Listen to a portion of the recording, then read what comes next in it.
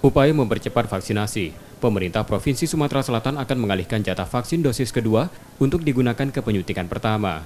Hal itu menyusul jumlah vaksin yang diberikan pemerintah pusat kurang mencukupi kebutuhan vaksinasi di Sumsel.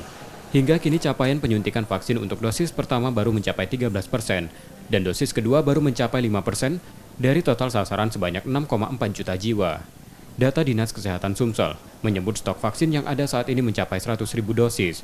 Dengan memperkuat capaian penyuntikan pertama, diharapkan tidak ada lagi stok vaksin yang tertahan. Sementara penyuntikan kedua akan dilakukan secara bertahap. Untuk pemenuhan kebutuhan vaksin, Pemprov Sumsel juga telah meminta pada pemerintah pusat. Dibutuhkan stok vaksin sedikitnya 150.000 vial dalam sebulan, agar vaksinasi selesai di awal 2022. Tinggal sekarang ketersediaan vaksin. Ya, ketersediaan vaksin ini memang terbatas. Kita mendapatkan tidak sesuai dengan yang kita targetkan karena kita inginnya tentunya itu mendapatkan minimal 150.000 vial per bulan supaya bisa selesai pada awal tahun 2022.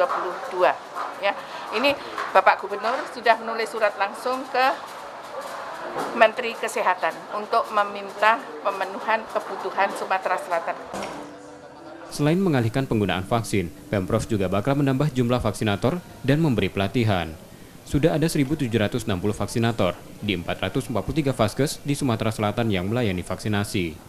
Jumlah vaksinator ditargetkan lebih dari 2.000 orang, sehingga bisa mempercepat vaksinasi.